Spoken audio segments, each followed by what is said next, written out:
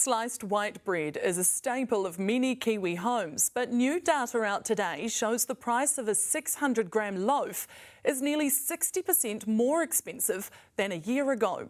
Official figures show food prices overall increased 4% in the 12 months to December. Britain's high streets are changing fast. Over 150,000 retail jobs could be lost over the next 3 years. Food prices have reached an 18-month high, and many households are feeling the pressure at the checkout. So, what's driving these shifts, and what's really happening behind the shuttered shopfronts? Welcome back to the channel. If you've walked through your local town center recently, you may have noticed more vacant units than in previous years. While online shopping plays a role, it's only part of a wider economic picture affecting both retailers and consumers. Today, we're examining the pressures facing Britain's retail sector in 2025. We'll look at why prices are rising, why stores are closing, and what current trends could mean for household finances and employment over the next few years. The scale of the issue. Let's start with the data. In August 2025, retail price inflation reached its highest level in 18 months. Food prices rose by 4.2% year-on-year, meaning a weekly grocery shop that cost £100 last year now costs around £104. According to the Bank of England, consumer price inflation reached 3.8% in July, the highest level since early 2024. Forecasts suggest food inflation could reach 6% by the end of the year. Retailers are also facing cost pressures. More than 60 senior retail executives have written to the Chancellor urging caution on further tax increases. The British Retail Consortium estimates that recent policy changes added around £7 billion in new costs to the sector, making price restraint increasingly difficult. Why this is happening? These developments are being driven by several overlapping factors. First, the long-term effects of the pandemic continue to influence supply chains and operating costs, particularly in retail, where margins are already thin. Second, Brexit has altered labor availability and trading arrangements. For many retailers, this has meant higher staffing costs and increased administrative burdens. Third, changes to taxation, including national insurance thresholds, have significantly increased employment costs. Industry groups note that retailers often have limited flexibility and frequently pass on these costs to consumers. Together, these pressures help explain why prices remain elevated despite efforts to limit increases. The impact on people and places.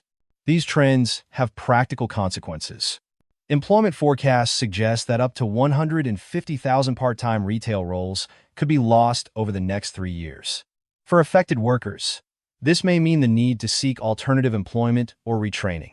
For consumers, rising prices combined with modest wage growth have weakened confidence.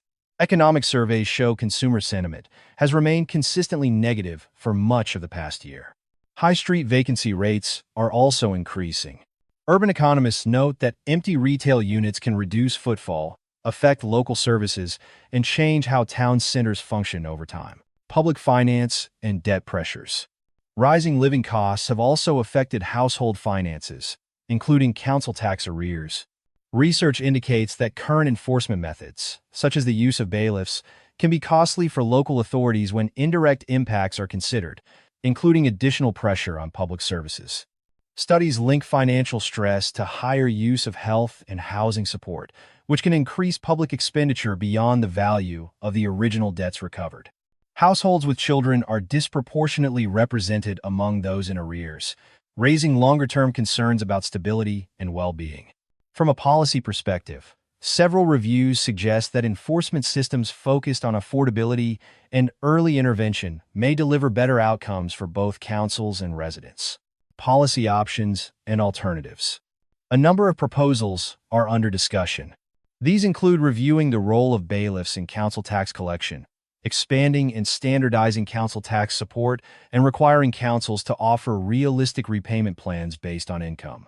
Some local authorities are already testing alternative approaches, such as ability to pay assessments, payment flexibility during periods of financial strain, and partnerships with debt advice organizations. Early results suggest these measures can improve long-term repayment rates. For retail more broadly, industry bodies are calling for relief on business rates. adjustments to employment taxes, and policies that support investment and workforce availability. Conclusion: Britain's retail sector and many households are navigating a period of sustained economic pressure. Rising costs, policy choices, and changing consumer behavior are reshaping high streets and household budgets alike. These trends are not driven by a single factor, nor do they have simple solutions. The direction taken by policymakers in the coming months will play a significant role in determining how both retailers and consumers adapt. If you're affected by rising costs or council tax arrears, organizations such as Citizens Advice, Step Change, and National Deadline provide free, confidential guidance. If you've noticed changes in your local high street or your household spending, feel free to share your experience in the comments. Thanks for watching.